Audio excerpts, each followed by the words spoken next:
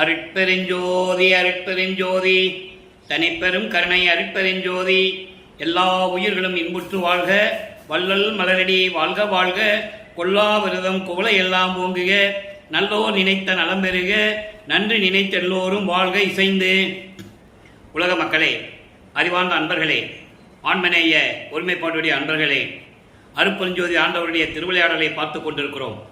அருட்பெருஞ்சோதி ஆண்டவருடைய திருவிளையாடல் கலியுகத்தினுடைய கடைசி திருவிளையாடல். ஏற்கனவே பிரபஞ்சத்தில் ஏற்பட்ட 4 யுகங்களிலுமே, கிரேத யுகம், திரேத யுகம், துவாபர யுகம், கலியுகம், 4 யுகங்களிலுமே அருட்பெருஞ்சோதி ஆண்டவருடைய திருவிளையாடல்கள் ஏராளமாக நடந்து கொண்டிருந்தன. ஆதியும் அந்தமில்லா தோன்றிய, சுயமாக தோன்றிய இறைவன் அருட்பெருஞ்சோதி. அருட்பெருஞ்சோதி என்ற ஒரு இறைவன் இருப்பதையே இந்த பிரபஞ்சத்தில் மறைத்து விட்டார்கள் என்பதை திருவெட்பாவிலிருந்தே நாம் பார்த்து கொண்டிருக்கிறோம். அருட்பெருஞ்சோதி ஆண்டவருடைய திருவிளையாடல்கள் எப்படியெல்லாம் நடந்தன என்பதை நமது பிள்ளை பெருமானவர்கள், வள்ளற்பெருமானவர்கள் திருவெட்பாவிலே கூறியதை ஒவ்வொரு திருமுறையிலிருந்தும் ஒவ்வொரு பாடல்களிலிருந்தும் நாம் விளக்கங்களை பார்த்து கொண்டிருக்கிறோம். கலியுகத்தினுடைய கடைசி திருவிளையாடல் அருட்பெருஞ்சோதி ஆண்டவருடைய திருவிளையாடல் 1823ஆம் ஆண்டு தொடங்கி 1874, அதாவது 30/1/1874 இரவு 12 மணி வரைக்கும் எப்படியெல்லாம் 51 ஆண்டுகள் திருவிளையாடல்கள் நடந்தன என்பதை திருவெட்பாவிலிருந்தே நாம் பார்த்து கொண்டிருக்கிறோம். எத்தனையோ திருவிளையாடல்கள் அருட்பெருஞ்சோதி ஆண்டவர் செய்திருந்தாலும் கூட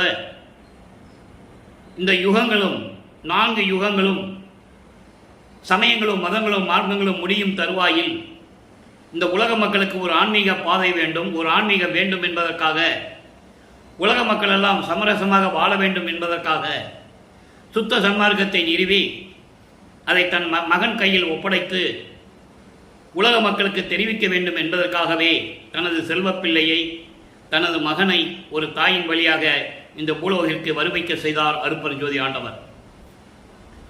அப்படி தன் மகனை இந்த பூலோகத்திற்கு வருவிக்க உற்ற பிறகு 8 ஆண்டுகள் வரையிலும் தன் மகனுக்கு எந்த விதமான ஒரு அருளையும் கொடுக்காமல் இருந்து கொண்டிருந்தார். நமது பிள்ளை பெருமானவர்கள் 9வது ஆண்டு தொடக்கத்திலே இருக்கும்போது, வருவிக்க உற்று 9வது ஆண்டு தொடக்கத்திலே இருக்கும்போது இறைவன் தன் மகன் முன் தோன்றி, மகனே, நீ என்னால் வருவிக்க உற்றவன், உன்னால் இந்த பூலோகத்திற்கு பல பயன்களெல்லாம் அடைய, இந்த பூலோகம் பல பயன்கள் எல்லாம் அடைய வேண்டும் என்பதற்காக உன்னை நான் வருவிக்க செய்தேன். என்ன விளக்கம் என்பதை முன்பருவம் பின்பருவம் காட்டி உனக்கு அருள் செய்வேன் என்று சொல்லி ஞானத்தை கொடுத்துவிட்டு மறைந்து விடுகிறார். அதன் பிறகு நமது பிள்ளை பெருமான் அவர்கள் இறைவனால் வருவிக்க உற்றவன் என்ற நிலை தெரிந்த பிறகு அவருடைய மனநிலை ஒரு நிலையில் இல்லாமல் இறைவனிடம் முறையீடு செய்கிறார். இறைவனால் வருவிக்க உற்றவன், இறைவனுடைய மகன் என்று தெரிந்த பிறகு இறைவன் வந்து எந்த அருளையும் கொடுக்கவில்லையே என்று சொல்லி முறையீடு செய்கிறார். அதுதான் 1ஆம் திருமுறையிலே பதிகம் 6 திருவருள் முறையீடு. திருவருள் முறையீடு மொத்தம் 232 பாடல்களை கொண்டது. ஒவ்வொரு பாடலிலும் தன்னுடைய மனநிலையை, தன்னுடைய நிலைமையை எப்படியெல்லாம் இறைவனிடம் முறையீடு செய்கிறார் என்பதையும், ஏற்கனவே பிரபஞ்சத்தில் என்னென்னலாம் நடந்தது என்பதை ஒவ்வொரு பாடலின் மூலமாக நமக்கு தெரிவித்துக் கொண்டிருக்கிறார். அதை பார்த்து கொண்டிருக்கிறோம். அந்த வகையில் இன்று நாம் பார்க்க வேண்டிய பாடல் திருவருள் முறையீடு 91, 1ஆம் திருமுறை பதிகம் 6 திருவருள் முறையீடு 91வது பாடல். அன்பர்களே, ஏன் ஒவ்வொரு பாடலையும் சொல்லி விளக்கம் தருகிறோம் என்றால், உண்மை நிலை உலக மக்களுக்கு புரிய வேண்டும். திருவெட்பா ஏன் உருவானது, ஏன் வள்ளற்பெருமான் அவர்கள் நம் பூலோகத்திற்கு வருவிக்க உற்றார், அருட்பெருஞ்சோதி ஏன் தன் மகனை இந்த பூலோகத்திற்கு வருவிக்க செய்து இப்படியெல்லாம் திருவிளையாடல் செய்தார் என்பதை உலக மக்களுக்கு தெரியப்படுத்த வேண்டும். அந்த நிலையில் இருந்து கொண்டு இன்று நாம் பார்க்க வேண்டிய பாடல் 91வது பாடல். பாடலை நன்றாக கவனியுங்கள். பாடல் புரியாவிட்டாலும் கூட இறைவன் தந்த விளக்கம் மிகவும் எளிமையானது. உற்றாயினும் மறைக்கு ஓர் அறியோய், உற்றாயினும் மறைக்கு ஓர் அறியோய், என்னை உற்று பெற்ற நற்றாயினும் இனியானே, நின் நன்னருள் நல்கில் என்னை விற்றாயினும் கொள்ள வேண்டுகிறேன், என் விருப்பம் அறிந்தும் சற்றாயினும் இறங்காதோ நின் சித்தம் தயாநிதியே. பாடல். இந்த பாடலை விளக்கம் பாருங்க. அதாவது உற்றாயினும் மறைக்கு ஓர் அறியோய். பிரபஞ்சத்தில் தோன்றிய வேதங்கள் இருக்கிறதே, ரிக் வேதம், யசுர் வேதம், சாம வேதம், அதர்வன வேதம், 4 வேதங்களும் உணர்ந்து கொள்ளுவதற்கு, அறிந்து கொள்ளுவதற்கு, தெரிந்து கொள்வதற்கு அரிதான நிலையில் இருக்கின்ற இறைவனே என்று கூறுகிறார். வேதங்களெல்லாம் இறைவனை பார்க்கவில்லை என்பதை திருவற்பாவிலே பல இடங்களில் கூறுவார் நமது பிள்ளை பெருமானவர்கள். ருத்திரர், பிரம்மர், விண்ணோர், வேந்தர், உருகருடர், காந்தரவர், இயக்கர், பூதர், மருத்துவர், யோகியர், சித்தர் மற்ற வானவர்கள் முழுதும் மனத்தால் தேடி கருத்தழிந்து தனித்தனியே சென்று வேதங்களை வினவ மற்றவையும் காணோம் என்று புலம்பி அங்கு அவரோடு இருந்த வஞ்சவெளியேன்னு சொல்லுவார். மகாதேவ மலையில் வரும் அந்த பாடல். ஆக வேதங்களும் சரி, இந்த பதத்தலைவர்கள் 5 தொழில்களை செய்து கொண்டிருந்த பிரம்மன், திருமால், ருத்திரன் யாராக இருந்தாலும் சரி, இறைவனை பார்க்கவில்லை, பார்ப்பதற்கு தவம் இருந்து கொண்டிருக்கிறார்கள் என்பதை பாடல்களிலே கூறியிருப்பார்கள். அதை இங்கே சொல்றாரு. வேதங்களும் அறிந்து கொள்வதற்கு அரிதான நிலையில் இருக்கின்ற இறைவனே, என்னை இந்த பூலோகத்திற்கு வருவிக்க பெற்ற நல்ல தாயை விட இனிமையான இறைவனே என்று சொல்லுகிறார். தாய் உள்ளத்தை கூறுகிறார். இறைவனுடைய தாய் உள்ளம், தாய்க்கு தான் அந்த அன்பு உள்ளம் இருக்கும். அப்படிப்பட்ட இறைவனே, எனக்கு உன்னுடைய நல்ல அருள் கொடுக்கவில்லை என்றால் நீ எனக்கு அருளை கொடுக்கணும். கொடுக்கலன்னா என்னை கொண்டு போய் யார்கிட்ட வித்துருன்ற. எவ்வளோ அற்புதமான ஒரு இடம் பாருங்க. ஏன்னா அவருடைய மனம் அப்படி இருக்கு. நீ எனக்கு அருளை கொடுக்கணும், கொடுக்கலன்னா என்னை கொண்டு போய் யார்கிட்ட வித்துரு. எனக்கு உன்னுடைய நல்ல அருள் கொடுக்கவில்லை என்றால் என்னை விற்றாவது, யார்கிட்ட விற்றாவது எனக்கு கொடுத்துரு, வேண்டுகிறேன். இந்த துன்பத்தை என்னால் பட முடியாது. என்னுடைய விருப்பம் தெரிந்தும் நான் உன்னிடம் விண்ணப்பம் செய்தும் என்னுடைய விருப்பமும் என்னுடைய உள்ளத்தில் இருக்கின்ற நிலைமையும் உனக்கு நான் தெரிவித்துக் கொண்டிருக்கிறேன். அப்படி இருக்கும்போது உனது மனம் சிறிதளவு கூட இறங்காதோ? நான் யார்? வேற்றாளா? உனது மகன் அல்லவா? சீக்கிரம் வந்து எனக்கு அருளை கொடுக்க வேண்டும் அல்லவா? அது உனது கடமை அல்லவா? என்னை பற்றி உன் உள்ளத்தில் என்னதான் நினைத்துக் கொண்டிருக்கிறாய்? தயாநிதியே, விரைவில் வந்து எனக்கு அருள்வாயாக என்று சொல்லி இந்த பாடலை நாம் கருளியிருக்கிறார்கள். ஆக வல்லப்பமானவர்கள் வருவிக்க உற்று 9வது ஆண்டிலிருந்து இந்த 12 ஆண்டுகளுக்குள் எப்படியெல்லாம் இறைவனிடம் முறையீடு செய்கிறார் என்பதை ஒவ்வொரு பாடலின் மூலமாக நாம் பார்த்து கொண்டிருக்கிறோம். இப்போ வல்லப்பமானவர்கள் 2வது எட்டில் இருந்து கொண்டிருக்கிறார். அதாவது 16 ஆண்டுகள் குழுக்கு என்ன நடந்தது? 13வது ஆண்டு தொடக்கம் வந்தவுடனே இவர் திருவொற்றியூர் செல்லுகிறார். மனம் ஒரு நிலையில் இல்லாததால் உள்ளம் அவரிடம் சொல்லுகிறது திருவொற்றியூர் போக வேண்டும் என்று. உள்ளம் சொல்லுவது என்பதை விட அருப்பஞ்சாண்டவர் தன் மகனை அங்கே போக சொல்லுகிறார். அதை மனதை தூண்டி விடுகிறார். திருவொற்றியூர் செல்லுகிறார். அப்போ 2ஆம் திருமுறையிலே இருக்கின்ற பாடல்களுடைய விளக்கத்தை நாம் பார்த்து கொண்டிருக்கிறோம். பதிகம் 11 அபராதத்து ஆற்றாமை 10வது பாடல். ஏற்கனவே 9 பாடல்களை பார்த்து விட்டோம். ஒவ்வொரு பதிகத்துக்கும் 10 பாடல்கள் உண்டு. ஒவ்வொரு பாடலிலும் விளக்கத்தை நாம் ஏற்கனவே பார்த்து கொண்டு வருகிறோம். இன்று இறுதியான பாடல். ஒவ்வொரு பதிகமும் ஏன் நமக்கு வல்லற்பமான அருளினார்கள்? அபராதத்து ஆற்றாமை என்பது தன்னுடைய நிலையை சகித்துக் கொள்ள முடியாமல் இறைவனிடம் முறையீடு செய்வது. எப்படி? நீ என்ன அபராதம் கொடுத்தாலும் சரி, அபராதம் விதித்தாலும் சரி, தண்டனை கொடுத்தாலும் சரி, அது உன்னுடைய நிலைதான் என்ற நிலையில் இருந்து கொண்டு இறைவனிடம் விண்ணப்பம் வைக்கிறார். எல்லாமே சரி. 24 ஆண்டுகள் வரைக்கும் வல்லப்பமானவர்கள் வருவிக்க உற்று 24 ஆண்டுகள் வரைக்கும் இந்த நிலைதான் நீடிக்கிறது. இப்போ சொல்றார் பாருங்க. வாதமே புரிவேன், கொடும் புலி அணையேன், வஞ்சகம் மனத்தேன், பொல்லா ஏதமே உடையேன், என் செய்வேன், என்னை என் செய்தால் தீருமோ அறியேன். சொல்றாரா? என்ன சொல்றாருன்னா, வாதமே புரிவேன், வீணாக வாதம் செய்து கொண்டிருக்கிறேன், விவாதம் செய்து கொண்டிருக்கிறேன்.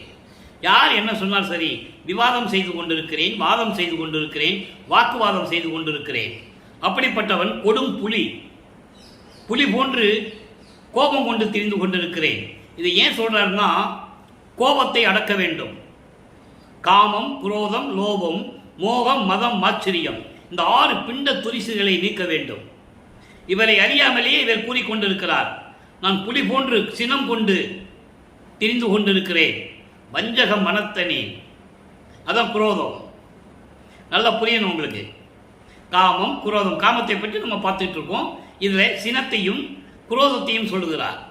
வஞ்சகம் என்பது குரோதம், அடுத்தவன் மேலே வஞ்சகமாக நினைச்சிட்டு இருக்கிறது, அவனை கெடுக்கணும்னு நினைச்சிட்டு இருக்குது. இப்படி அவரை சொல்லிக் கொண்டிருக்கிறார்.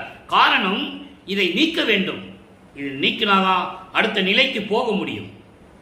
அப்போ வஞ்சக மனத்தனேன் பொல்லா ஏதமே உடையேன், தீய செயல்களையே செய்து கொண்டிருக்கிறேன், என் செய்வேன், நான் என்ன செய்வேன்?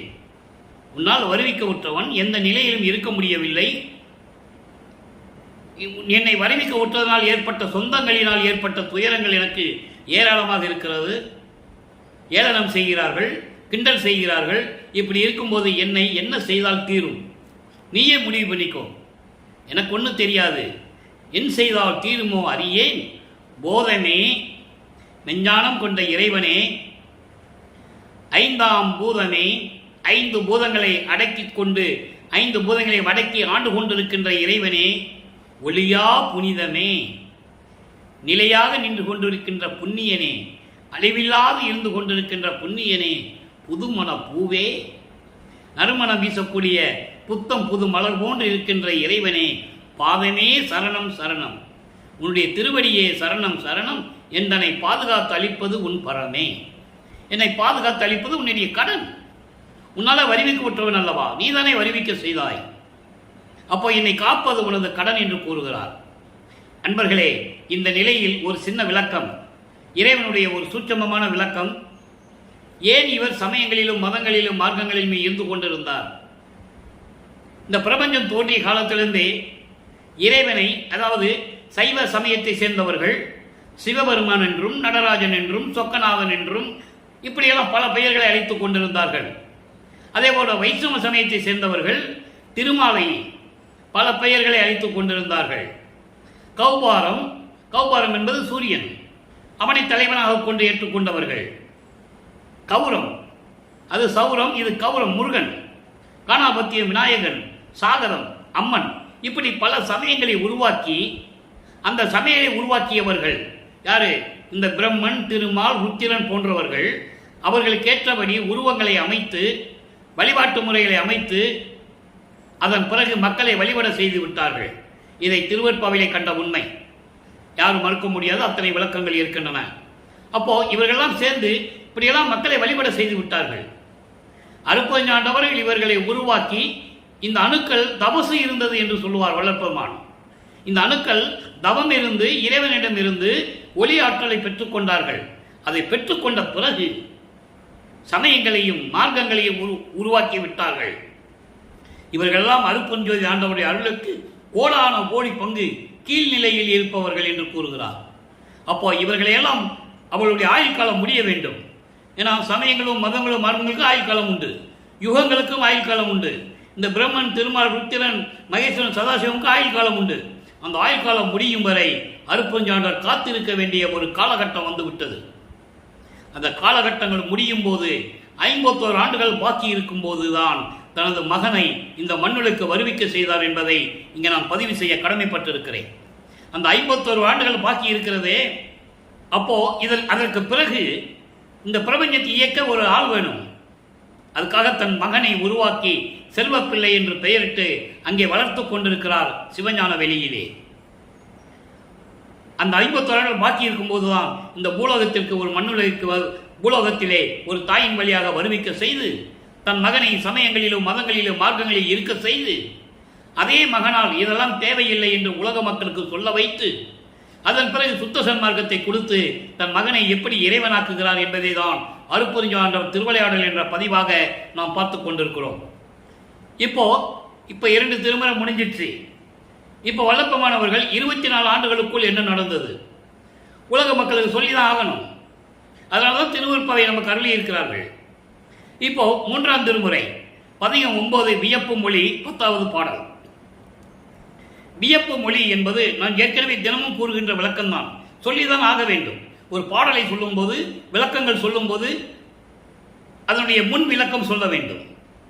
இப்போ வியப்பு மொழி என்பது ஒரு தாய் மகளிடம் சொல்லுவது போல, ஏற்கனவே 8 பதிகம் பார்க்கும்போது தோழியிடம் சொல்லுவது போல, உள்ளத்தை தோழியாக வர்ணனை செய்து தன்னை ஒரு தலைவியாக வர்ணனை செய்து பாடல்களை அருளியிருப்பார்கள் வல்லப்பெருமானவர்கள்.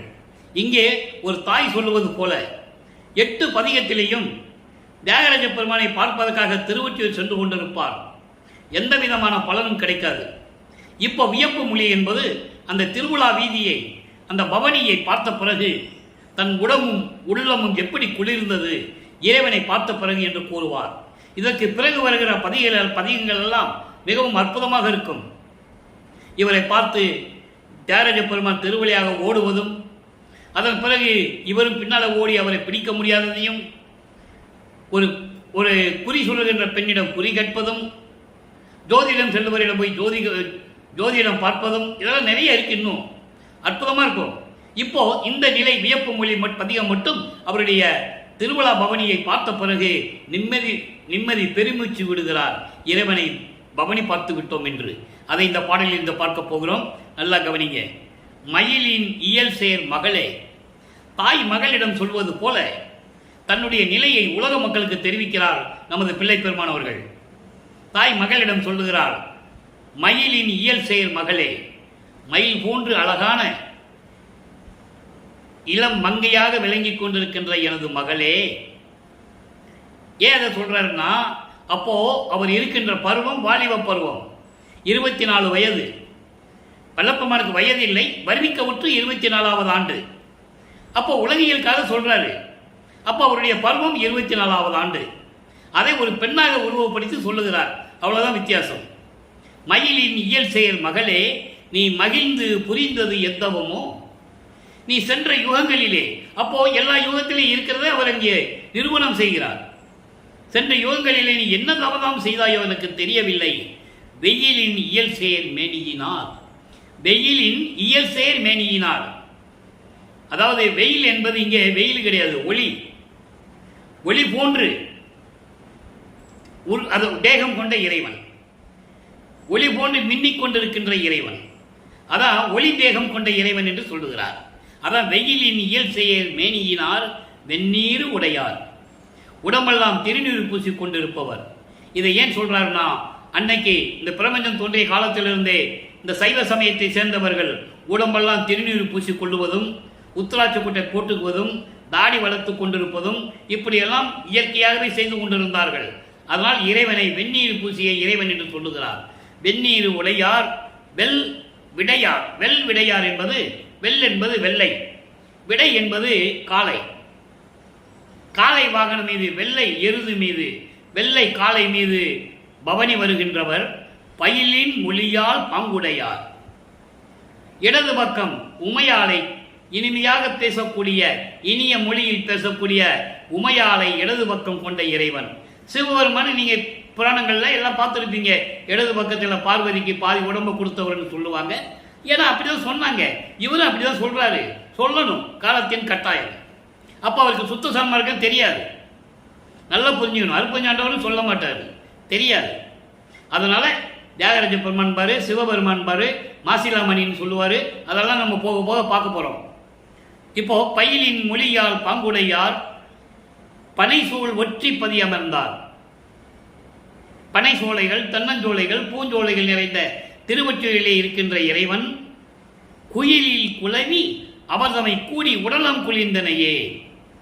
குயிலில் குலவி என்பது ஆனந்தமாக, குயில் பாடினா எப்படி இருக்கும்? இனிமையா இருக்கும். அதே போன்று உள்ளம் குளிர்ந்து மகிழ்ந்து, உனது உள்ளமும் உடலும் குளிர்ந்து அவருடைய பவனியை பார்த்து விட்டாயே என்று தாய் மகளிடம் சொல்லுவது போல இந்த பாடலை நமக்கு அருளியிருக்கிறார்கள். ஆக உலக மக்களுக்கு தெரிவிக்க வேண்டியது, இந்த பாடலுடைய மைய கருத்து என்னவென்றால், உலக மக்களே, பிள்ளை பெருமான் கூறுகிறார்கள், உலக மக்களே, நான் வருவிக்க உற்று 24 ஆண்டுகள் வரையிலும் இறைவனிடம் எந்த அருளை பெறவில்லை. சமயங்களிலும் மதங்களிலும் மார்க்கங்களிலும் சூழ்ந்து கொண்டு அது கூறிய நெறிகளை பின்பற்றி கொண்டிருந்தேன். திருநூறு பூசிக் கொண்டிருந்தேன், உத்திராட்சமலை போட்டுக் கொண்டிருந்தேன், கடுக்கான் போட்டுக் கொண்டிருந்தேன். எல்லா நிலைகள் இருந்தது. அப்ப எனக்கு தெரியாது. இதை பேருபதேசங்களை சொல்லுவார். சன்மார்க்க கொடி கட்டி, சுத்த சன்மார்க்க கொடி கட்டி அங்க பேருபதேசம் செய்யும் போது கூறுவார், எனக்கு அப்போ அற்ப அறிவாக இருந்தது என்று கூறுவார். அற்ப அறிவு என்பது அவருக்கு அறிவு இல்லாமல் இல்லை. நல்லா புரிஞ்சுக்கணும் நீங்க. அப்போ எனக்கு சமயங்களும் மதங்களும் மார்க்கங்களும் என்னை சூழ்ந்து கொண்டிருந்தன. எனக்கு தெரியாது, விளக்கம் தெரியாது. நானும் இருந்தது உண்மைதான் என்று கூறுவார். அதை கொடிப்பாட்டிலே சொல்லுவார். வெறிக்கும் சமய குழியில் விளைந்தேன் தன்னை விழாத வகை மறித்து ஒரு பேரறிவளித்த வள்ளல் கொடி என்று சொல்லுவார். இப்படி பல இடங்களிலே உண்மைகளை வெளிப்படுத்தி கூறுவார். அப்போ அந்த நிலையில் நான் இருந்தேன் என்று கூறும்போது அதை சொல்லுகிறார். இங்கே அப்படி இருக்கும்போது இறைவனிடம் அந்த பவனியை பார்த்து உள்ளம் குளிர்ந்தேன் என்று உலக மக்களுக்கு சொல்லுகிறார். சரி, இப்போ 24 ஆண்டுகள் முடிஞ்சிருச்சு. 3 8கள் முடிஞ்சது. 51 ஆண்டுகளை 8 8ஆக பிரித்து வல்லற்பெருமான் தன் மகனுக்கு இறைவன் அருளை கொடுத்து கொண்டிருக்கிறார். இதுவரைக்கும் எதுவுமே கொடுக்கல. அப்போ 4வது 8 4 8 32 25வது ஆண்டிலிருந்து 32 ஆண்டுகளுக்குள் என்ன நடந்தது? இங்கதான் இந்த 8ல தான் அற்புதமான திருவிளையாடல்கள் எல்லாம் நடக்கும். அதை நாம் அருட்பிரகாச மாலை என்ற பதிகத்திலே கூறப்பட்ட 100 பாடல்களில் இருந்து ஒவ்வொரு பாடலிலும் பார்த்துட்டு இருக்கோம். இன்னைக்கு 16வது பாடல். இங்கே இவர் என்ன பண்ணார் தெரியுமா? இதெல்லாம் 202 ஆண்டுகளாக மக்களிடம் யாரும் சொல்லலை. வல்லப்பெருமானை பற்றி யாருக்கு தெரியாது. பொதுப்படையா சொன்னாங்க. சோறு போட சொன்னாரு, அப்படி பண்ணாரு, இப்படி பண்ண பொதுப்படையா பேசினாங்க. அதெல்லாம் கரெக்ட் தான். ஆனால் அவருடைய நிலையை, அவர் யார் என்ற நிலையை, இறைவனுடைய மகன் என்ற நிலையை, அவர் சமயங்களிலும் மதங்களிலும் மார்க்கங்களிலும் ஏன் இருந்தார் என்ற நிலையை, அதன் பிறகு சுத்த சன்மார்க்கம் பெற்ற பிறகு அவருடைய இறைநிலை கடவுளாக எப்படி மாறினார் என்பதை உலக மக்களிடம் ஒரு ஆள் கூட இதுவரைக்கும் சொல்லலை. அதான் உண்மை. இப்போ 25வது ஆண்டிலிருந்து 25வது ஆண்டிலிருந்து 32 ஆண்டுகளுக்குள் என்ன நடந்துச்சு சொல்லணும்ல. இப்போ அதை பார்க்க போறோம். எப்படி இறைவனுடைய திருவிளையாடல் நடக்குது. இவர் என்ன பண்ணாருன்னா, மனம் வெதும்பி இனிமே இவனை பார்க்கக்கூடாது, போய் நம்ம வீட்டுக்குள்ளே இருந்துன்னு சொல்லி வீட்டுக்குள்ளே இருந்துக்கிட்டு கதவை பூட்டி தாப்பா போட்டார். நான் எங்கேயும் போக மாட்டேன், இனிமே உன்னை பார்க்க வரமாட்டேன், உன்னால் முடிஞ்சதை பார்த்துக்கிட்டு வீட்டுக்குள்ளே இருந்துட்டார். அப்போ மகனுடைய கோபத்தை பார்த்து, அவனுடைய உறுதியை பார்த்து தந்தை இறங்கி வருகிறார். தெருவிலே நடந்து வருகிறார். தாழ்பாலை திறக்கிறார். மகனிடம் அழைத்து எப்படியெல்லாம் அவர் முன் எழுந்தருளி அருளை கொடுக்கிறார் என்பதை இப்ப நம்ம பார்க்க போறோம். ஓங்காரத்து உள்வொளியாய் இறைவனுடைய நிலையை சொல்லணும். அதுக்கப்புறம் தன் மகனுக்கு எப்படி அருளை கொடுத்தாருன்னு சொல்லணும். ஓங்காரத்து உள்வொளியாய் அவ்வொளிக்குள் ஒளியாய். ஓங்காரம் என்பது நாத நிலை. எப்படி வேணா சொல்லலாம், பரநாத நிலை, நாத நிலை, ஓங்கார பீடம் என்று சொல்லுவார். அந்த நிலையில் இருந்து உள் ஒளியாய், ஒளிக்குள் ஒளியாய். இங்க ஒளிக்குள் ஒளியாய் சொல்லுவாரு. சுத்த சன்மார்க்கத்தை பெற்ற பிறகு ஜோதியில் ஜோதின்னு சொல்லுவாரு. அதுதான் உள் ஒளி.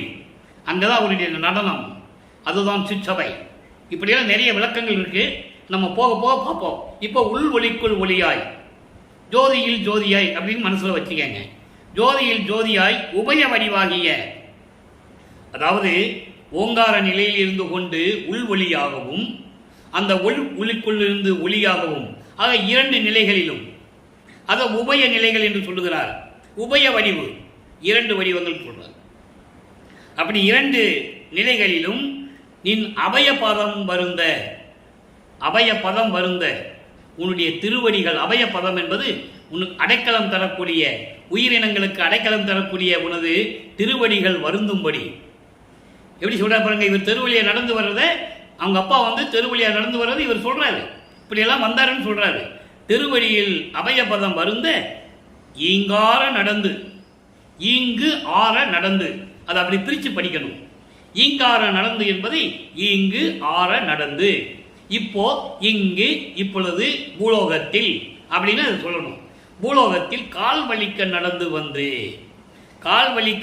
வந்து இரவில் நான் இருக்கும் இடம் போந்து, நான் இருக்கின்ற இடத்தில் எழுந்தருளி. இவர் ஏன் தெருவழியா நடந்து வராரு, அதை ஏன் இவர் சொல்றாருன்னு நீங்க புரிஞ்சுக்கணும். அதுல ஒரு சூட்சமமான விளக்கம் இருக்கிறது. தன் மகன் கோபத்தை அடக்க வேண்டும், மகனை சாந்தப்படுத்த வேண்டும். அதற்கு தான் மண்ணில் கால் பதித்து நடந்து வந்ததாக மகனுக்கு தெரிவிக்க வேண்டும். நல்லா புரிஞ்சுக்கணும் நீங்க. அப்போ அந்த மாதிரி யான் இருக்கும் இடம் எழுந்தருளி எழில் கதவம் திறப்பித்து, என் வீட்டின் அழகான கதவை திறக்க செய்து என்னை உள்ள தாப்பா போட்டார்ல, அப்போ யார் திறக்கிறது? இறைவன் கையை காட்டினா தாழ்பால் திறக்கும், அப்படியே நகரும். கதவை திறந்து அங்கு என்னை வலிந்து அழைத்து, அங்கு என்னை விரும்பி அழகாக மகனே என்று அழைத்து, அதான் வலிந்து அழைத்து. இங்கே பாருங்க, நான் ஏற்கனவே தினமும் சொல்லிட்டு இருக்கேன், கதவை திறந்துட்டாரு, வீட்டுக்குள்ளே போகலை அவர். இவர் கூப்பிடுறாரு, அவர் போகலை. தெரியும் இவர் வீட்டுக்குள்ளே போயிட்டோம்னா, இவன் கதவை சாத்திட்டோம்னா இவன் அன்புக்கு கட்டப்பட்டு வெளியே வர முடியாது. அதுக்கப்புறம் இன்னும் ஆண்டுகள் இருக்கு, இன்னும் நிறைய வேலைகள் இருக்கு. அதனால வெளியே ஒரு காலையும் உள்ள ஒரு காலையை வச்சுட்டு மகனை கூப்பிடுறாரு. வா மகனே, வா மகனே என்று அழைத்து பாங்காரும் வண்ணம். பாங்கார் வண்ணம்னா கருணை உள்ளத்தோடு அருள் தன்மையோடு என்னை வா மகனே என்று அழைத்து ஒன்று என் கைதனிலே அழைத்து. இந்த ஒன்று அப்படின்றது அண்டர்லைன், முக்கியமான வரி. ஒன்று என்பது ஒரு அருள் கொடை. எல்லா பாடலும் அப்படிதான் சொல்லுவார். ஒன்று ஒன்றுன்னு தான் சொல்லுவார். அந்த ஒன்று என்ன அப்படின்றது அருள் கொடை. அந்த அருள் கொடை என்ன அருள் கொடை என்றதை நம்ம பின்னால் 6ஆம் திருமுறையில் வரும்போது அதை நம்ம ஒவ்வொரு பாடலிருந்து பார்த்துக்கிட்டு இருக்கோம். இப்போ ஒரு அருள் கொடையை கொடுத்தார்கள் மட்டும் மனசில் நீங்கள் வச்சுக்கங்க. அருள் கொடையை கொடுத்தார், கொடுத்து அழித்து பாங்காறு வண்ணம் ஒன்று என் கைதனிலே அழித்து பண்போடு வாழ்ந்துடுக. எங்கே? இந்த பூலோகத்தில். இன்னும் அவர் அங்கே கூட்டு போகலை, இன்னும் இங்கே அவர் போகலை. நல்லா புரிஞ்சுக்கணும். எப்போ போகிறாருன்றதை இப்போ நம்ம பார்க்க போகிறோம். சிவஞான வெளிக்கு போகணும். அப்போ அதுக்கு என்ன பண்ணணும்? இதுக்கடையில் 27வது ஆண்டு தனக்கோடி அம்மையாருக்கு தாலி கட்டி அந்த அம்மாவுக்கு மோட்ச வீட்டை காட்டிட்டார். அது ஒரு முக்கியமான திருவிளையாடல். அப்போ பிரம்மன் திருமணம் அங்கே வந்து திருமணத்தில் உட்கார்ந்துருக்காங்க. என் தந்தையும் தாயும் வரவில்லை என்று கூறுவார். இந்த பற்றுகளை எல்லாம் அறுக்கணும், பற்றுகளை அறுக்க வேண்டும். அப்போ அவர் சென்னையை விட்டு வந்துடணும், வெளியே வரணும். வெளியே வந்து நேராக அங்கே சிவஞான வெளிக்கு போகணும். அங்கே போயிட்டு திருப்பி பூலோகத்துக்கு வரணும். இப்படியெல்லாம் நிறைய திருவிளையாடல் இருக்கு. நம்ம இப்போ அந்த பாடலில் பார்க்க போகிறோம். அப்போது அந்த பற்றுகளாக அறுக்கணும். அப்போ இங்கேயே இருகு அப்படின்னு கூப்பிடுறேன். நான் கூப்பிடும்போது அங்கே வந்தால் போதும். பண்போடு வாழ்ந்துடுக என பணித்த பரம்பொருளே. நல்லா கவனிக்கணும். போக போக நிலைகள் மாறும். முதல்ல சிவசிவான்னு சொல்லுவார், நமச்சிவாயன்னு சொல்லுவார், சிவாய நமன் சொல்லுவார், தியாகராஜ பெருமான் சொல்லுவார், சிவபெருமான் சொல்லுவார், முக்கன் கொண்ட இறைவன் சொல்லுவார், நடராஜன் சொல்லுவார், மாசிலாமன் சொல்லுவார், எல்லாம் சொல்லுவார்.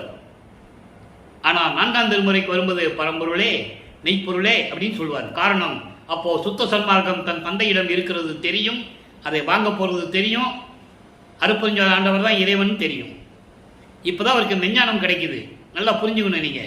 அப்போ இந்த நிலையில் இருக்கும்போது ஆங்கார வண்ணம் அகன்றதை அறிந்து மகிழ்ந்து, ஆங்கார வண்ணம் அகன்றது, ஆங்காரம் என்பது ஆணவம், செருக்கு.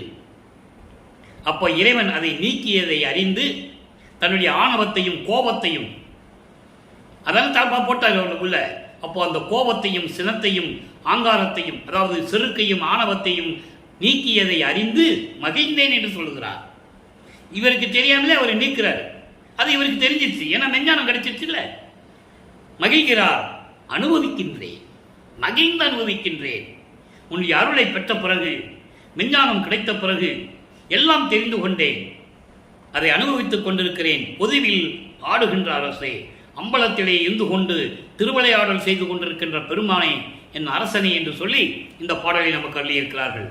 ஆக அன்பர்களே, இப்போ வல்லப்பெருமானவர்கள் 32 ஆண்டுகளுக்குள் 24 ஆண்டுகளுக்குள் எந்த நிலையும் இல்லாமல் இருந்த நமது பிள்ளை பெருமானவர்களை தந்தை வந்து ஆட்கொண்ட பிறகு 25வது ஆண்டிலிருந்து 32 ஆண்டுகளுக்குள் என்ன நடந்தது என்பதை ஒவ்வொரு பாடலின் மூலமாக பார்த்து கொண்டு வருகிறோம். இப்போ 33வது ஆண்டு தொடங்குகிறது. இதெல்லாம் எப்படி உனக்கு தெரியணும்னு நீங்கள் எனக்கு என்னிடம் கேட்டால் ஒரே பதில் தான், இறைவன் கொடுத்த பதில் தான். இறைவன் கொடுத்தது தான் விளக்கம். இதை ஒவ்வொரு பாடலின் மூலமாக பார்க்கும்போது 33வது ஆண்டிலே அவர் எல்லாவற்றையும் துறந்து சுத்த சன்மார்க்கத்தை பெறுவதற்காக பூலோகத்திலிருந்து சிவஞான வெளிக்கு சென்று கொண்டிருக்கிறார். அதை பாடலின் மூலமாக நாம் அறிந்து கொள்ளலாம். தத்துவங்களை கடக்க வேண்டும், அந்தங்களை கடக்க வேண்டும். சரியை கிரிய யோகம் என்ற 12 நிலைகளை, அதாவது சமயங்களிலும் மதங்களிலும் மார்க்கங்களிலும் சூழ்ந்திருந்த சரியை கிரிய யோகம் முன்னாங்க 12 நிலைகளை கடந்து 13வது நிலையான ஞானசரியை பெற வேண்டும். ஞானசரியை பெற வேண்டும் என்றால் சுத்த சன்மார்க்கத்தை பெற வேண்டும். அப்போ சுத்த சன்மார்க்கத்தை பெற வேண்டும் என்றால் இவர் இங்கிருந்து போகணும். அப்போ ஏம சித்தி எல்லாம் அவருக்கு கிடைச்சிருச்சு. அதை நம்ம ஏற்கனவே பார்த்துட்டோம். அன்பு மாலையிலே கிடைச்சதை நம்ம ஒவ்வொரு பாடல் மூலமாக 31 பாடலில் நம்ம பார்த்துட்டோம். இப்போது முதல்ல நீங்கள் பார்த்தீங்கன்னா அகவலில் சொல்லுவார், ஆறாறு காட்டிய அருப்பெருஞ்சோதின்னு சொல்லுவார். என்னை ஏறாணி மீசை ஏற்றி எந்தனைக்கே ஆறாறு காட்டிய அருப்பெருஞ்சோதின்னு சொல்லுவார். தத்துவங்கள் 6 36. ஏறாணிலே ஏற்றி என்னை ஈன்று எந்தனைக்கு 6 கடத்திய அருப்பெருஞ்சோதின்னு சொல்லுவார். முதல்ல காட்டிய அருப்பெருஞ்சோதி, அப்ப கடத்திய அருப்பெருஞ்சோதி. கடத்தின பிறகு அவர் எங்க போனாரு? உலக மக்களுக்கு சொல்லணும்ல. யார் சொன்னது? ஒரு ஆள் கூட சொல்லலையே. 202 வருஷம் ஆச்சு. தத்துவங்கள் அனைத்தும் தனித்தனியே கடந்தேன். முதல்ல காட்டிய அருப்பெருஞ்சோதி, அப்புறம் கடத்திய அருப்பெருஞ்சோதி. அப்ப இவர் போனது சொல்றாரு, தத்துவங்கள் அனைத்தும் தனித்தனியாக கடந்தேன். தத்துவாதீத மேல்நிலையில் சித்தியல் முழுதும் தெரிந்தேன். அவை மேல் சிவநிலை தெரிந்திட சென்றேன். எங்க சிவநிலை தெரிந்திட சென்றார்? அங்க. இங்க என்ன சொல்லிட்டாங்க? அவர் எங்கேயா போயிருப்பாருப்பா, ஊர் சுத்த போயிருப்பாரு, 6 மாசம் கழிச்சு வருவாரு, 3 மாசம் கழிச்சு வருவாரு, இப்படிதானே சொன்னாங்க. ஆனா அவர் சொல்றாரு, நான் அங்க போயிட்டேன்னு. உலக மக்களுக்கு ஏன் சொல்லல? ஏன் மக்களுக்கு தெரியப்படுத்தல? அங்கே சமயங்களும் மதங்களும் மார்க்கங்களும் அவங்களை குறுக்க நின்றுச்சு. ஒத்துக்க முடியல, மக்களிடம் சொல்ல முடியல, மனசு இல்லை. அதான உண்மை. ஆக தத்துவங்களை கடந்து அங்கே சென்று கொண்டிருக்கிறார். அங்க போய் சுத்த சன்மார்க்கத்தை பெற்ற பிறகு சொல்லுகிறார் திருவருள் பேரு. பதிகம் 31 6ஆம் திருமுறை 6வது பாடல். இதுவரைக்கும் 5 பாடலை பார்த்துருக்கோம். இப்ப 6வது பாடல். மின் போலே வயங்குகின்ற விரிசடையேர் அடியேன் விளங்கும் உமது இணையடிகள் நெய் அழுந்த பிடித்தேன். எங்க போய்? அங்க போய் எப்படி? உமது இணையடிகள் நெய் அழுந்த பிடித்தேன். உனது 2 திருவடிகளையும் நான் கெட்டியாக உறுதியாக பிடித்துக் கொண்டேன். இனிமே நான் விடமாட்டேன். சொல்லுவாரே, அடுத்த வரியில் சொல்றார் பாருங்க. விளக்கம் தானாக வரும், யாரும் தடை போட முடியாது. ஆற்று வெள்ளம் போல் விளக்கம் வந்து கொண்டே இருக்கும்.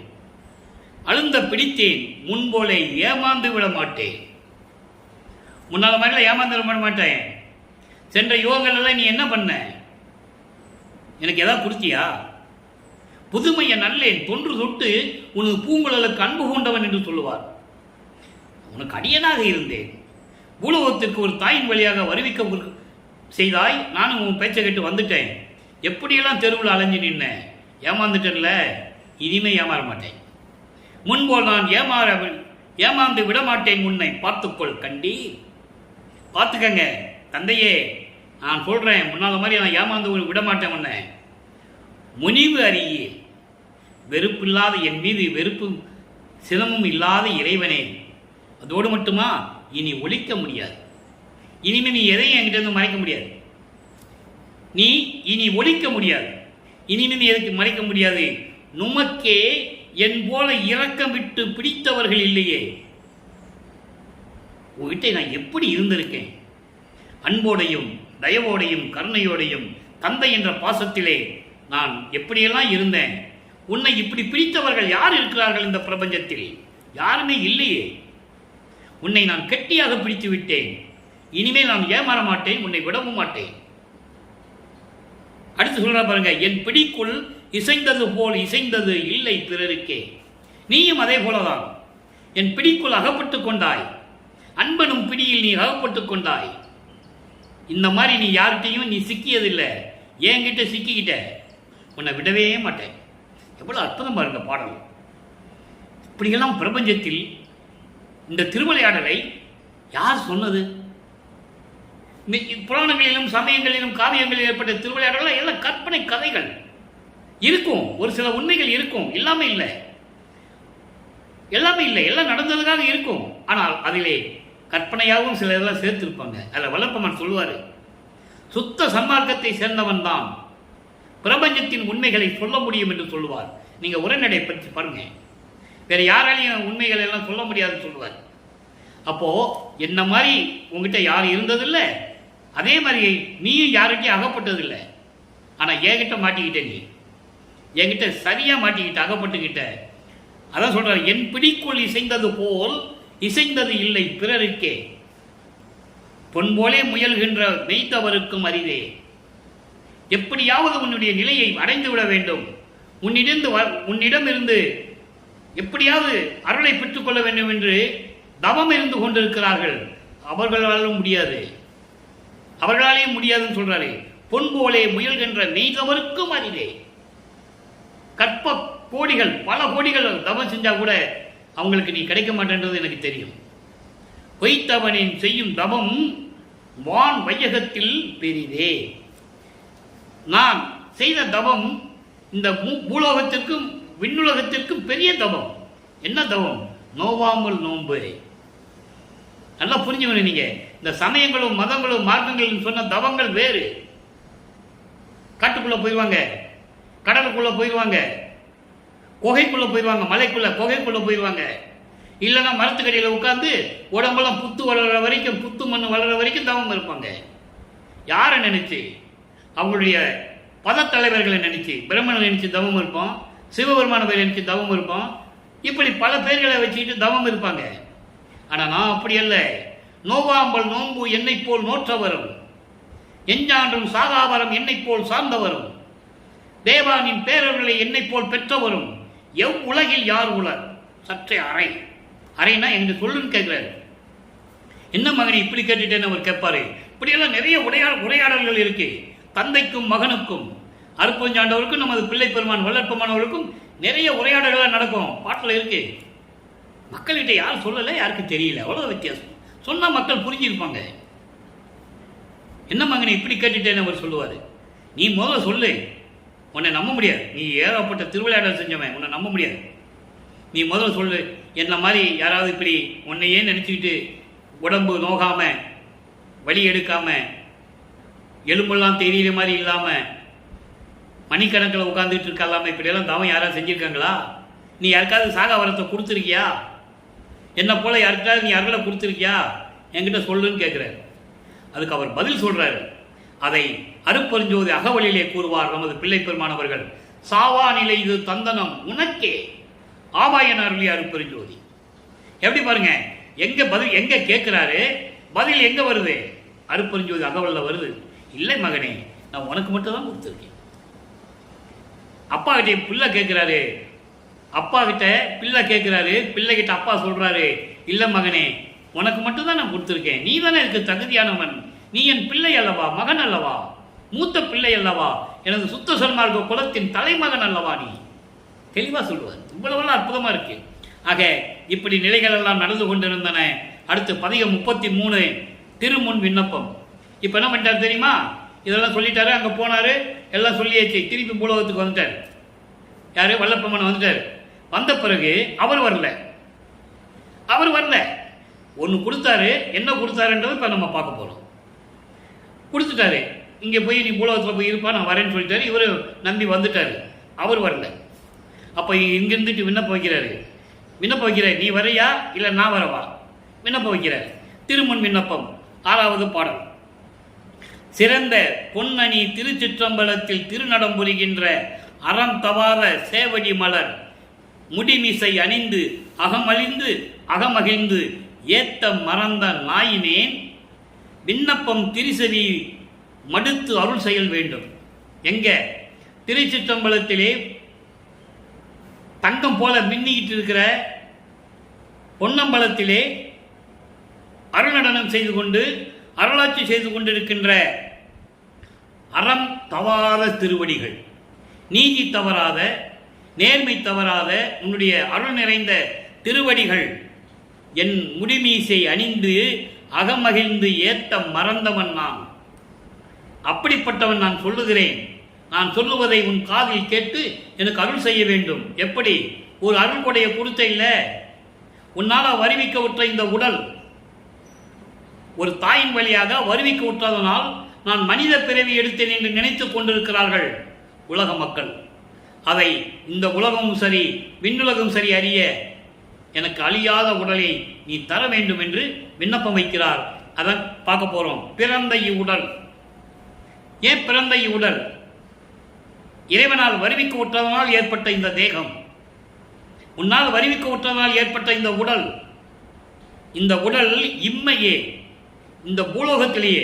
நீ அங்க கூட்டு வச்செல்லாம் கொடுக்கூடாது, விண்ணுலகத்தில் கூப்பிட்டு வச்செல்லாம் நீ கொடுக்கூடாது. நீ பூலோகத்துக்கு வரணும். இங்க வந்து விண்ணுலகமும் பூலோகமும் தெரியும்படி இந்த மனித உடம்பை அழிவுறா பெருநலம் பெருமாறே அழியாத உடம்பாகிய முத்தேகத்தை நீ கொடுக்க வேண்டும். சுத்த தேகம், புராண தேகம், ஞான தேகம். அன்பர்களே, இந்த ஒரு சூட்சமமான ஒரு விளக்கம். ஏற்கனவே அவர் உடம்பெல்லாம் முத்தேகம் பெற்ற உடம்பு தான். ஆனால் ஒரு தாயின் வழியாக வந்ததனால் இந்த மனித உடம்பை நீ மாற்றி தர வேண்டும் என்று உலக மக்களுக்காக தெரிவிக்கிறார். அதை நீங்க புரிஞ்சுக்கணும். அப்போ இந்த நிலை மாறுகிறது. பதிகம் 34 இறை எளிமையை வியத்தல், 6வது பாடல். நல்லா கவனிக்கணும். இப்போ சொல்லிட்டாரா, நீ வந்துதான் செய்யணும்னு சொல்லிட்டாரு. இப்போ அவர் வராரு, அருப்பஞ்சோண்டர் வராரு. எங்கே? பூலோகத்துக்கு வராரு. இவர் இருக்கிற இடத்துக்கு வராரு. இருக்கிற இடத்துக்கு வராரு. இப்போ பாருங்க, ஊன் உரைக்கும் உயிரளவும் உலக அளவும் அறியேன், உன் அளவை அறிவேனோ என் அளவை அறிந்தோய். எவ்வளவு அற்புதமான பாடல், அற்புதமான வரி. ஊன் உரைக்கும் உயிரளவும். இந்த பிரபஞ்சத்தில் பல தேகங்களில் உள்ள உயிரினங்கள், பல தேகங்களில் உள்ள உயிரினங்கள் அளவும், எத்தனை உயிரினங்கள் இருக்குதோ அத்தனை வகையான உயிரினங்களும், எத்தனை உலகங்கள் இருக்குதோ அத்தனை உலகங்கள் அளவும் இருக்கின்ற உன் அளவை நான் அறிவேனோ. உன்னுடைய அளவை, உன்னுடைய தன்மையை, உன்னுடைய அருள் தன்மையை நான் அறிவேனா? ஆனால் என்னை நீ அறிவாய். என் அளவை அறிந்தோய். நான் உன் மகன் அல்லவா? உன்னால் வருவிக்க உற்றவன். என் அளவை உனக்கு தெரியும். நான் எந்த தன்மையில் இருக்கிறேன், எந்த நிலையில் இருக்கிறேன் என்பது உனக்கு தெரியும். வான் உரைக்க மாட்டாதே வருந்தினவே. வான் உரைக்க மாட்டாதே வருந்தினவே என்பது தேவர்கள் உன்னை பார்க்க முடியாமல் வருந்தினார்களே. அளவு கடந்த நெடுங்காலம், மகாதேவமலை 1ஆம் திருமுறையிலே சொல்லுவாரதே. அளவு கடந்த நெடுங்காலம் சித்தர், யோகர், அறிஞர், மலர் ஐயவன், அனந்த வேதம், களவு இறந்தும் கரணாதி இறந்தும் கடும் செய்யும் கடும் தவத்தும் கண்பரிதாம் கடவுளாகி தவம் செய்யறாங்க இறைவனை பார்க்கறதுக்கு. கற்பங்கள் பல கோடி செல்ல தீய கணலிடு ஊசி மேல் காலை ஊன்றி பொற்புறமை உணவின்றி உறக்கமின்றி புலர்ந்து எலும்பு புலப்பட ஐம்பொறி ஓம்பி நிற்பவருக்கு ஒழித்து, மறைக்கு ஒழித்து, அமரருக்கு ஒழித்து, நீ யோக முனிவருக்கு ஒழித்து, யாருமே பார்க்க முடியல என்றார். கீழே வேள்வி வளர்த்து, நெருப்பு வளர்த்து, மேல ஊசி புலகையை போட்டு ஒத்த கல்ல நிற்கிறான் இறைவனை பார்க்கறதுக்கு. பார்க்க முடியல. இந்த பொன்னான உடம்பை வருத்தி சோறு இல்லாம, தண்ணி இல்லாம, எலும்பு தெரிகிற மாதிரி தவம் இருக்கிறான், பார்க்க முடியல. தேவர்கள் தவம் இருக்கிறான், பார்க்க முடியல. அதை தான் இங்க சொல்றாரு, வான் உரைக்கும், வான் உரைக்க மாட்டாதே வருந்தினவே. வேணவர்கள், தேவர்கள் எல்லாம் உன்னை பார்க்க முடியாமல் கதறி கண்ணீர் விட்டு புலம்பிக் கொண்டு அழுது கொண்டிருந்தார்களே. அதோடு மட்டுமா, மறையும் வகுத்து உரைக்க அறியாதே மயங்கினவே. வேதங்களும், இந்த 4 வேதங்களும் உன்னை பார்க்க முடியாமல் அழுது புலம்பி மயக்கத்தில் இருந்து கொண்டிருந்தன. அப்படிப்பட்ட இறைவன் அல்லவா நீ? ஐயோ, கோன் உரைக்கும் குறிகுணங்கள் கடந்த பெருவெளி மேல் கூடாத கூடி நின்ற கோவே. இப்படிப்பட்ட இறைவன் எப்படி? குறிகுணங்கள் கடந்த நிலை, எல்லா நிலைகளையும் கடந்த நிலை, எல்லா அளவுகளையும் கடந்த நிலை. அந்த நிலையில் பொருந்தியும் பொருந்தாமலும் இருக்கின்ற இறைவனே. பொருந்தியும் பொருந்தாமல் இருக்கின்ற இறைவன் என்ன? அருவமாக இருக்கப்படுகிறது. உருவமாக இருந்தால் தானே தெரியும். இங்கே அருவம் என்று சொல்லுகிறார். அருவம் என்பது வெட்ட வெளியில் இருக்கின்றவன். வெட்ட வெளியே சொல்லிவிட்டார். இப்படி வெட்ட வெளியிலே, பெருவெளிக்கு மேல் இருக்கின்ற வெட்ட வெளி, அதான் கூடாத கூடி நின்ற, கூடாதே கூடி நின்ற கோவை. அருவமாக வெட்ட வெளியாக இருந்து கொண்டிருக்கின்ற அரசனே, நின் இயலை நான் உரைக்க நான் யார்? உன்னுடைய அருள் தன்மையை சொல்லுவதற்கு நான் யார்? எனக்கு என்ன தகுதி இருக்கிறது என்று சொல்லிவிட்டு சொல்வார் பாருங்க. நான் ஆரோ நபிலேன் நான் எனவே நாணுகின்றேன். நான் யாரு உன்னுடைய அருள் தன்மையை சொல்லுவதற்கென்று நான் சொல்லிக் கொள்வதில் வெட்கப்படுகிறேன். காரணம், நீ என் தந்தை, நான் உனது மகன். மகன் தந்தையுடைய நிலையை சொல்ல முடியவில்லை. வெட்கி நாணம் பட்டு தலை குனிந்து கொண்டிருக்கிறேன். எவ்வளவு அற்புதமா சொல்றார் பாருங்க. அதாவது தேவர்கள் பார்க்க முடியல, அது ஒரு பக்கம். மறைகள், வேதங்கள் பார்க்க முடியல, அது ஒரு பக்கம். நீ வெட்ட வெளியில் இருந்து கொண்டிருக்கிற, அது ஒரு பக்கம். ஆனால் நான் என்னுடைய தந்தையை நிலையை மகன் சொல்ல முடியவில்லை. அதை நினைத்து நான் வெட்கப்படுகிறேன், தலை குனிகிறேன், வேதனைப்படுகிறேன் என்று சொல்லி இந்த பாடலை நமக்கு அள்ளியிருக்கிறார்கள்.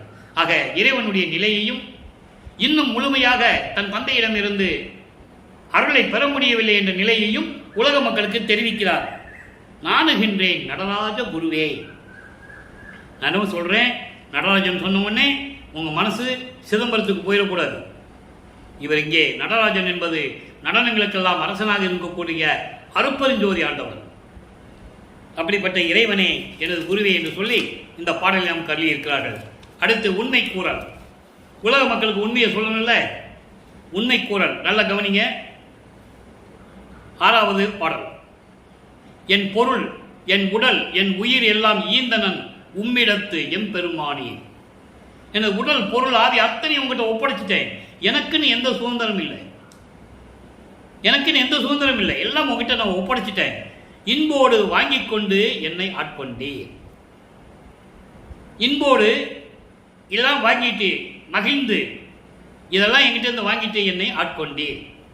ஆக சமயங்களையும் மதங்களையும் மார்க்கங்களையும் விட்டாச்சு, அந்தங்களை கடந்தாச்சு, தத்துவங்களை கடந்தாச்சு, சரிய கிரிய யோகம் 12 நிலைகளை கடந்தாச்சு. அதை தான் சொல்லுவாரு சின்னம்பிடியில் சொல்லுவாரு, பன்மார்க்கம் கடந்தேன் என்று சின்னம்பிடி 12 மேல் நின்று சின்னம்பிடி. 12 மேல் என்பது 13வது நிலை, அங்கதான் ஞான சரியை. அதை தான் அகவல்ல சொல்லுவாரு பெரியோ தசநிலை என்று சொல்லுவார். ஆக இதெல்லாம் நான் வந்த பிறகு என்னை ஆட்கொண்டீர். என் செயல் ஒன்றில்லை, யாவும் நின் செயலே. இதில் என் செயல் ஒன்றும் கிடையாது, எல்லாம் நீதான், எல்லாமே உன்னுடைய திருவிளையாடல். அங்க சொல்ற, தெளிவா சொல்றாரு, எல்லாமே உனது திருவிளையாடல். என்னை வருவிக்க செய்தது, சமயங்களிலும் மதங்களிலும் மார்க்கங்களில் இருக்க வைத்தது. அதன் பிறகு இதெல்லாம் வேண்டாம் மகனே, உலக மக்களுக்கு சொல்லிடு, அதெல்லாம் தேவையில்லை என்று நீ சொல்ல வைத்தது. அதன் பிறகு சுத்த சன்மார்க்கத்தை கொடுத்து, உலக மக்களே நீதான் எல்லாரையும் சுத்த சன்மார்க்கத்தில் இருக்க வேண்டும் என்று நீ என்னை சொல்ல வைத்தது. எல்லாமே உனது திருவிளையாடல், எனக்கின்று இதில் ஒரு துளி கூட பங்கு இல்லைன்னு சொல்லிடுவார். எல்லாமே உன் செயலே, வன்போடு நிற்கிறேன், வஞ்சனை இல்லாமல், எந்த விதமான சூதும் சூழ்ச்சியும் இல்லாமல் எனக்கு எல்லாமே கொடுத்து விட்டு நீங்கள் நின்று கொண்டிருக்கிறீர்கள். அதோடு மட்டுமல்ல, என்போடு கலந்தி. என்போடு என்பது தசைகளாலும் எலும்புகளாலும் சூழப்பட்ட, உன்னால் வருவிக்க உற்று ஏற்பட்ட இந்த உடம்போடு நீங்கள் கலந்து கொண்டீர். அதோடு மட்டுமல்ல, வள்ளலே நும் திருவரவு கண்டல்லால். மறுபடியும் சொல்றாரு, உன்னுடைய வரவு இங்க வரணும், பூலோகத்துக்கு வரணும். நீ திருவரவு கண்டல்லால் அன்போடு காண்பாரை முன்பிட மாட்டேன். என் மீது அன்பு காட்டுபவர்களை கூட அவர்கள் முன்னால் போய் நான் நிற்க மாட்டேன், ஒதுங்கி போய்கிட்டே இருப்பேன். அதனால உன்னுடைய வரவு தான் நான் பார்க்கணும். நீ சீக்கிரம் இங்கே வந்து எழுந்தருளி என் முன்னால் வர வேண்டும் என்று சொல்லுகிறார். அருட்பெருஞ்சோதியரே, ஆண்டவரே, உன் மீது கட்டளை என்று சொல்லுகிறார். சரி, இப்போ எல்லாம் முடிஞ்சிச்சு. இப்போ வரம்பில் வியப்பு.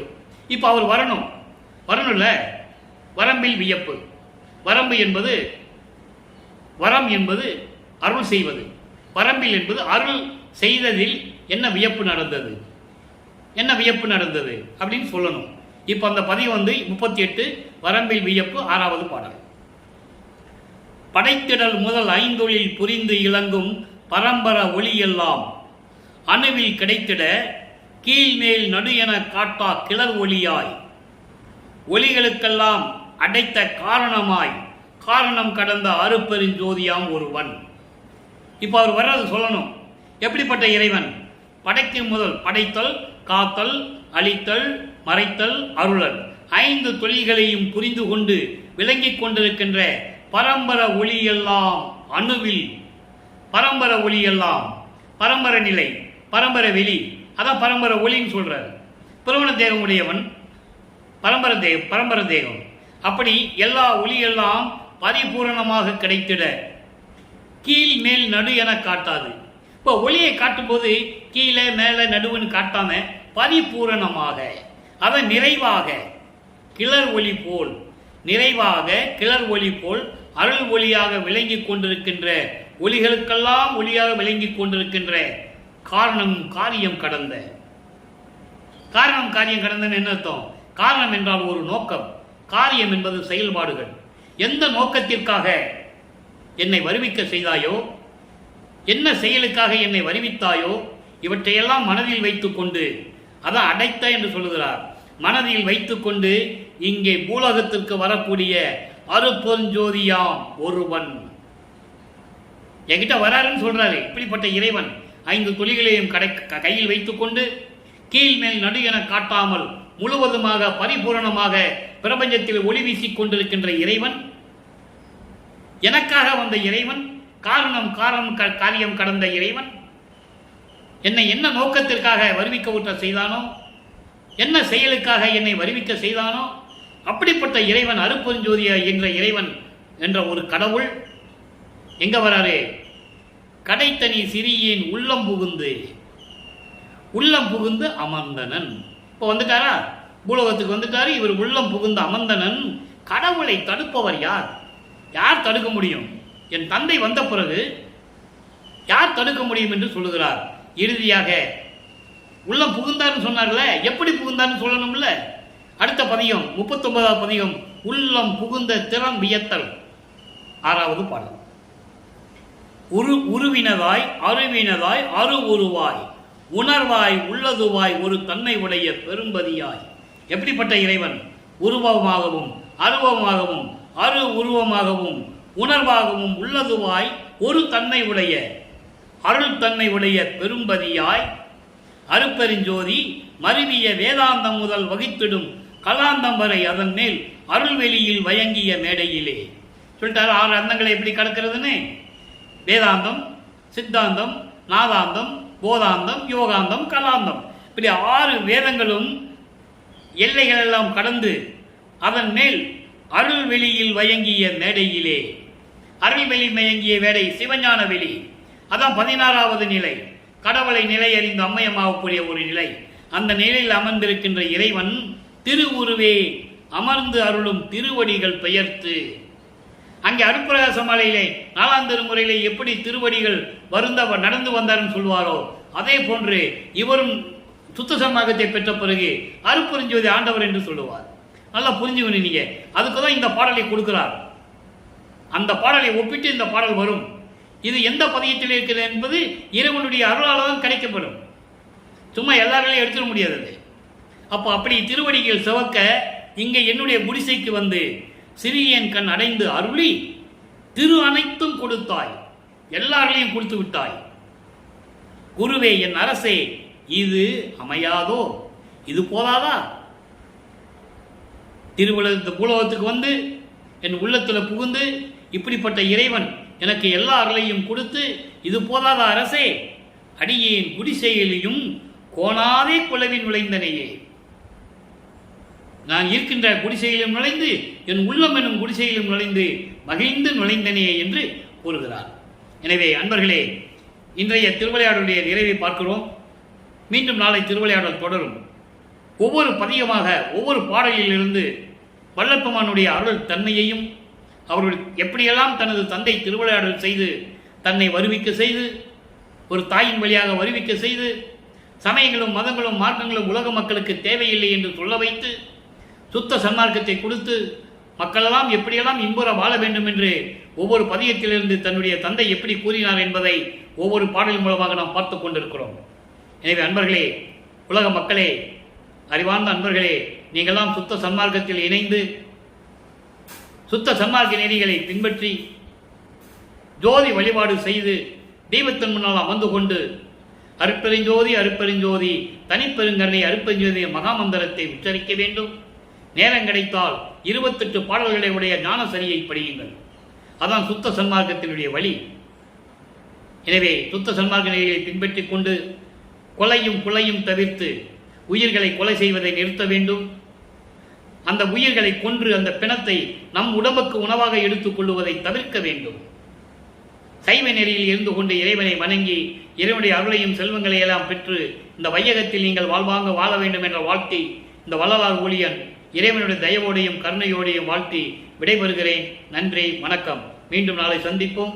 அருட்பெருஞ்சோதி அருட்பெருஞ்சோதி தனிப்பெருங்கருணை அருட்பெருஞ்சோதி அருட்பெருஞ்சோதி ஆண்டவருடைய திருவிளையாடல் நாளை தொடரும்.